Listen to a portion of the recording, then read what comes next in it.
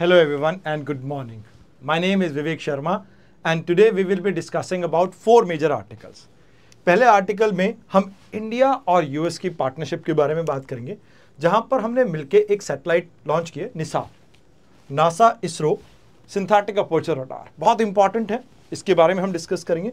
Then we gonna talk about Kamchatka का earthquake, ठीक है, एक इंपॉर्टेंट एरिया है, we will look upon the location. Then Donald Trump ने इंपोज किया इंडिया के ऊपर 25% tariff.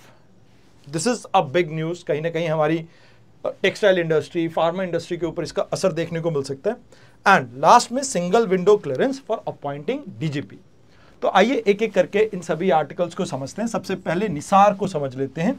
NASA ISRO synthetic aperture radar, जो इंडिया और यूएस का एक अर्थ ऑब्जर्वेशन मिशन है, और ये फर्स्ट टाइम ऐसा हुआ है दोनों ने हाथ ज्वाइन किए किसी सैटेलाइट मिशन के लिए. एंड ये ड्यूल फ्रीक्वेंसी के ऊपर वर्क करेगा, L band and S band. L band NASA provide करेगा, एस बैंड इंडिया प्रोवाइड करेगा. ये मोस्ट पावरफुल वर्ल्ड की अर्थ ऑब्जर्वेशन सैटेलाइट है, जिसमें इंटरफेरोमेट्रिक होगा, जो कहीं ना कहीं मिन्यूटस सरफेस चेंज की डिटेल को भी नाप सकता है. Sweep synthetic aperture radar technology होगी, जो performance across various area, large area कहीं ना कहीं इसकी इंप्रूव करेगा. हाई रेजोल्यूशन के साथ ये आएगा, प्लस ऑल वेदर कैपेबिलिटी रहेगी इसमें.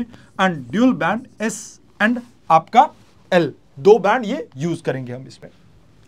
इसे लॉन्च किया जाएगा सतीश धवन स्पेस स्टेशन से, जो कि श्रीहरिकोटा में लोकेटेड है, इंडिया की GSLV F-16 से. सन सिंक्रोनस ऑर्बिट में इसको प्लेस किया जाएगा. अब सन सिंक्रोनस ऑर्बिट क्या है और इस सैटेलाइट की क्या इंपॉर्टेंस है वो समझ लेते हैं. देखो, सबसे पहले सन सिंक्रोनस ऑर्बिट क्या होती है, जहां पर जो आपकी सैटेलाइट है वो सन के साथ एक टेंडम में मूव करेगी. जैसे लेट्स से ये आपकी सैटेलाइट है और ये सन है, तो ये सन को फॉलो करेगी, बिकॉज जो भी आपकी रडार सिस्टम होते हैं वो लाइट के अंदर वर्क करते हैं ज्यादातर. तो कहीं ना कहीं इसका जो टेंडम होता है, जो रोटेशन रहेगी वो सन के इर्द गिर्द रहेगी, मतलब सन के थ्रू रहेगी.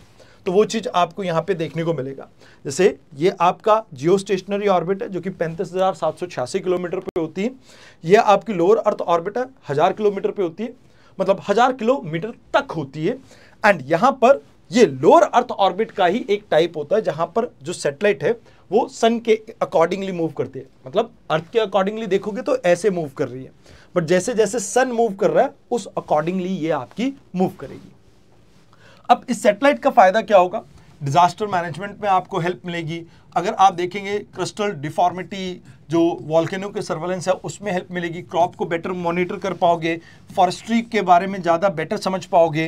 कहीं ना कहीं क्रायोस्फीयर को प्रॉपर आप एक तरीके से कहीं ना कहीं मॉनिटर कर पाओगे. हाइड्रोलॉजी से रिलेटेड आपके पास डाटा होगा, सॉइल मॉइस्चर के रिगार्डिंग, सरफेस वाटर के रिगार्डिंग, एंड अर्बन प्लानिंग में भी ये आपको हेल्प करेगा. तो मतलब मान के चलें तो disaster preparedness, environment monitoring, agriculture, climate support and resource management, इन सब चीजों में इसका बेनिफिट आपको देखने को मिलेगा. Now let's talk about Kamchatka का अर्थक्वेक. अब ये जगह है कहाँ की, ये पता होना चाहिए, और क्यों न्यूज में थी. तो यहां पर एक अर्थक्वेक आया. इस अर्थक्वेक की जो रीडिंग थी 8.8 मैग्नीट्यूड की थी, जिसे ग्रेट अर्थक्वेक कहा गया. अब उसके बाद इस पूरे नॉर्थ पैसिफिक एरिया में सुनामी अलर्ट जारी कर दिया जाता है, बिकॉज यहां पे माना जा रहा है कि सुनामी आ सकती है, क्योंकि इतने बड़े अर्थक्वेक के साथ आपका वाटर डिस्प्लेस होगा, और वाटर के डिस्प्लेसमेंट से क्या पैदा होता है, सुनामी. तो हुकाइडो में आया, 60 सेंटीमीटर तक की वेव थी वहां पे. यूएस के कोस्ट पे आया, 1.5 मीटर तक की वेव थी वहां पे. हवाई में आपको कहीं ना कहीं थोड़ा इवैक्यूएशन वगैरह आपने करवा दी है. आप ये कह सकते हो कि मतलब आप डैमेजेस को कम करने के लिए, बट फिर भी अगर आप देखेंगे तो अलग अलग रीजन्स में कहीं ना कहीं 3 से 4 मीटर तक की भी वेव्स आपको देखने को मिले रशिया में. तो इसका एपिसेंटर कहाँ रहा, कहते जी ये कुरिल और कामचाट का ट्रेंच है, इसके आसपास. ये कामचाट का आपका पेनिनसुला है, ये ओखैट सी है आपका. तो यहाँ पर अगर हम बात करें, ये एक मेगा थ्रस्ट अर्थक्वेक था, जो कि इस एरिया में काफ़ी कॉमन है. 1923, 1952, 1959, 2006, 2020, इन सभी टाइम पे आपको ये देखने को मिला. एंड इवन हिस्ट्री में भी रिकॉर्डेड है कि भाई इस एरिया में आपके सुनामी के साथ देखने को, मतलब अर्थक्वेक के साथ सुनामी देखने को मिली है 1841 में भी एंड 1734 में भी. तो ये एक कन्वर्जिंग बाउंड्री पे आपकी स्टैब्लिश है। अगर आप इस एरिया को देखोगे, this is ring of fire. तो यहां पर आपकी कई सारी प्लेट्स क्या कर रही है, आपस में कन्वर्ज कर रही हैं, जैसे पैसिफिक, यूरेशियन, नॉर्थ अमेरिकन, और जैसे ऐसी कई प्लेट्स होती है ना आपकी। तो प्लेट्स आपस में ये क्या कर रही हैं, आप ये कह सकते हो कि आपस में कन्वर्ज कर रही हैं, तो जिसकी वजह से ये आपको ये इम्पैक्ट देखने को मिलता है। जैसे नाजिक प्लेट है, इंडियन प्लेट है, ऑस्ट्रेलियन प्लेट है, अंटार्कटिक प्लेट है, ये ऑलमोस्ट 15 कंट्री के ऊपर इसका इम्पैक्ट रहता है। जापान, रशिया, इंडोनेशिया, फिलीपींस, चाइल, मैक्सिको, कनाडा, यूएस, न्यूजीलैंड। तो ऑलमोस्ट 75% वर्ल्ड के जो वॉल्केनिक एक्टिविटी है यहीं होती है, एंड प्लस 90% जो अर्थक्वेक आते हैं दुनिया में वो इसी एरिया में देखने को मिलते हैं। अब ये एक मेगा थ्रस्ट फॉल्ट है जहां पर बहुत सारी प्लेट्स आपस में, आप ये कह सकते हो कि converging and diverging boundary form कर रही है, तो इस वजह से ये प्रॉब्लम आपको देखने को मिलती है। फिलहाल के लिए यहाँ पर कन्वर्जेंस चल रही है, जिसकी वजह से सिस्मिक एक्टिविटी बहुत हाई रहती है इस एरिया में। तो कन्वर्जेंस क्या होता है, जैसे ट्रेंच क्या है, ये आपकी प्लेट इसके नीचे सबडक्ट हो रही है, तो यहाँ पर वॉल्केनिक आपकी माउंटेन्स बनेंगी। कई बारी अगर ओशियानिक प्लेट मिलती है तो वॉल्केनिक आइलैंड्स की क्रिएशन हो जाती है। तो वॉल्केनिक एक्टिविटी के साथ साथ ये आपका कहीं ना कहीं सिस्मिक एक्टिविटी के लिए भी जाना जाता है एरिया। तो वैसे इसको मेजर करने के लिए, मैग्नीट्यूड मेजर करने के लिए आप रेक्टर स्केल को यूज करते हो, मोमेंट मैग्नीट्यूड स्केल को भी आप यूज कर सकते हो। इंटेंसिटी की बात की जाए तो उसको कहीं ना कहीं मॉडिफाइड मर्कली इंटेंसिटी स्केल के थ्रू आप मेजर करते हो। एंड सिस्मोग्राफी की बात करें तो आप कहीं ना कहीं आप ये मान के चलो कि वो आपको सिर्फ अर्थक्वेक के बारे में बताता है, बट उसकी डिटेलिंग के बारे में कुछ नहीं बताता है। Now we gonna talk about India and US. Feb month से बात चल रही थी कि इंडिया और यूएस के बीच में ट्रेड डील होने वाला है, बट अभी कुछ ऐसा नहीं हो रहा, क्योंकि यूएस के 3 कंसर्न है। आप रशिया से इंपोर्ट क्यों कर रहे हो अपने आर्म्स को, जैसे आर्म्स एंड एयरक्राफ्ट। फिर आप एनर्जी परचेज के लिए रशिया के ऊपर क्यों फोकस करो, 40% भैया एनर्जी आप वहां से तेल खरीद रहे हो। देन आपके पास हमारे लिए कुछ भी नहीं है, मतलब आप हमारे को फेयर ट्रेड एग्रीमेंट नहीं दे रहे हो। तो स्टार्टिंग में बात हो रही थी कि 26% ये टैरिफ होगा, बट उससे कम है। 1 अगस्त से अप्लाई हो जाएगा, उससे तो कम है।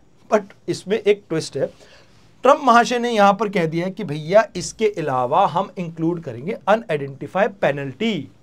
अब इसकी वजह से ये 25+ है, तो वो 26 भी हो सकता है, 27 भी हो सकता है, 30 भी हो सकता है। तो अभी हमारी $1.29 बिलियन की इनके साथ ट्रेड है 2024 के डाटा के अकॉर्डिंगली, जिसमें हम सरप्लस में हैं।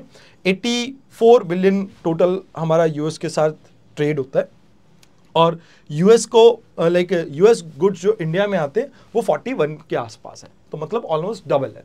तो कहते हैं इसका जो असर है टेक्सटाइल सेक्टर पे पड़ेगा, बिकॉज टेक्सटाइल सेक्टर बहुत ज़्यादा आपका माइन्यूट मार्जिन पे काम करता है, क्योंकि बांग्लादेश और वियतनाम टफ कंपटीशन हमें देते हैं, इनको लीस्ट डेवलप कंट्रीज होने की वजह से काफ़ी रियायत मिलती है यहाँ पे। देन फार्मास्यूटिकल सेक्टर की बात करें, जेनरिक ड्रग्स जो है कहीं ना कहीं इसकी पूरी सप्लाई चेन डिस्टर्ब हो सकती है इसकी वजह से। देन अगर आप देखें तो आईटी सेक्टर डायरेक्टली तो इसके ऊपर असर नहीं पड़ेगा, क्योंकि गुड्स की कैटेगरी में नहीं आता, बट इनडायरेक्ट इंपैक्ट इसके ऊपर लग सकता है, क्योंकि वीज़ा रिस्ट्रिक्शन आ सकती है यूएस की तरफ से, H1B वीज़ा के ऊपर रिस्ट्रिक्शन आ सकती है। Rice, spices, marine product, organic foods item, इनका एक्सपोर्ट भी कहीं ना कहीं इंपैक्ट हो सकता है। And most probably automobile components जो यहाँ से आते हैं यूएस से, उसके ऊपर भी असर पड़ेगा, and including gem and jewelries. तो इन सेगमेंट में आपको असर देखने को मिल सकता है। तो अब इसके इम्पैक्ट क्या होंगे, देखो एक सेटबैक है, क्योंकि दोनों के बीच का बायलैटरल ट्रेड जो मिनी डील के नाम से आपका जाना जा रहा था वो लगभग फेल हो चुका है। दूसरी बात, स्ट्रैटेजिक इकोनॉमिक पार्टनरशिप की एक तरफ यूएस हमारे साथ बात कर रहा था, बट अभी दोनों डेमोक्रेसी अपनी अलग अलग राह पे जा रहे हैं। अब इंडिया के एमएसएमई सेक्टर के ऊपर इसका असर पड़ेगा, ट्रेड के ऊपर इंपैक्ट पड़ेगा। कहीं ना कहीं इंडिया का ट्रेड डेफिसिट जो चाइना की वजह से हमारा चल रहा है वो और ज़्यादा वाइडन हो सकता है। अब इसको आप कहीं ना कहीं देखें तो दुनिया भर में प्रोटेक्शनिज्म और यूनिलेटरल ट्रेड एक्शन के ऊपर, मतलब आप ये कह सकते हो कि इसका नेगेटिव असर ये रहेगा कि यूएस को लोग ट्रस्ट नहीं करेंगे। प्लस अगर ऐसा ही सभी कंट्री ने फॉलो किया तो आने वाले समय में जो हम ग्लोबलाइजेशन की बात कर रहे हैं तो वापस डी ग्लोबलाइजेशन हो जाएगी वर्ल्ड की। अब चांसेस ये हैं कि WTO में जाओ, बट WTO के जजेस की अपॉइंटमेंट ही नहीं हो रही, बिकॉज यूएस ने उसे रोक रखा है सिंस 2010 बराक ओबामा के टाइम से रोका हुआ है, तो वो एक प्रॉब्लम है। देन जियोपॉलिटिकल अलाइनमेंट, भैया अपन बिल्कुल क्लियर है कि भैया हम किसी के साथ जुड़े हुए नहीं हैं, रशिया और यूक्रेन कॉन्फ्लिक्ट में तो हम बिल्कुल भी नहीं इन्वॉल्व। ठीक है, यूएस हमें कहता है कि भैया तुम जो तेल खरीद रहे हो उसके पैसे से रशिया कहीं ना कहीं इस पूरी वॉर को फंड कर रहा है, बट अगर हमें कहीं से सस्ता तेल मिल रहा है तो it's our foreign policy and हमारी खुद की वो असेसमेंट है।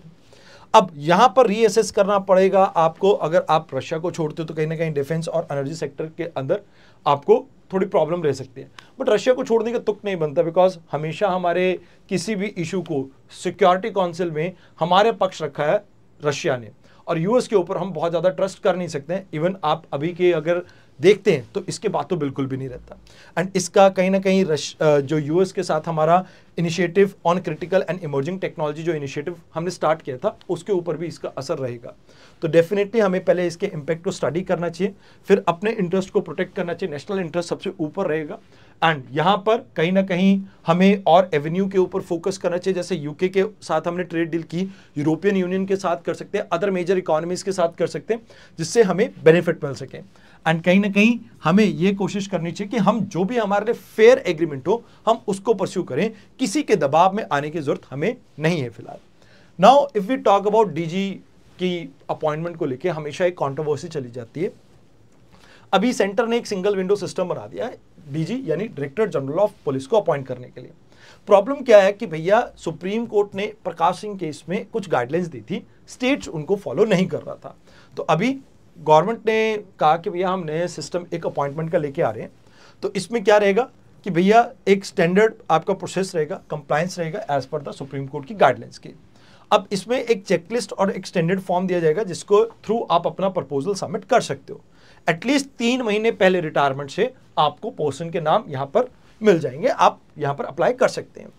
और एटलीस्ट जो बंदा अपॉइंट किया जाएगा आप सेक्रेटरी रैंक का देखें जिसकी एलिजिबल एक मिनिमम टेन्योर आप देख सकें, मतलब एटलीस्ट 6 महीने की उसकी जॉब पड़ी हो। ऐसा ना हो कि आज अपॉइंट किया 6 महीने बाद, मतलब 1 महीने बाद आप फिर से दूसरा अपॉइंट कर रहे हो।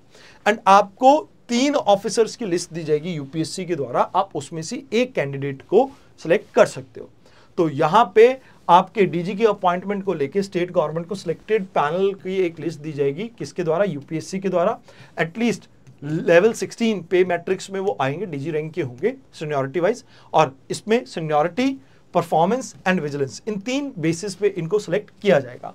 मोर ओवर जो 2006 में प्रकाश सिंह केस में यहाँ पर आपके सुप्रीम कोर्ट की गाइडलाइंस आई थी उसको फॉलो किया गया। गाइडलाइंस में कहा गया था कि भी एक पैनल प्रिपेयर किया जाएगा यूपीएससी के द्वारा, 6 महीने की सर्विस बची होनी चाहिए, टेन्योर फिक्स कर दिया था 2 साल का मैक्सिमम, एंड जो मेरिट बेस्ड सिलेक्शन होगी, कोई पॉलिटिकल इंटरफेरेंस नहीं होगी। तो इसी चीज को यहाँ पे फॉलो किया है आपकी सेंट्रल गवर्नमेंट ने।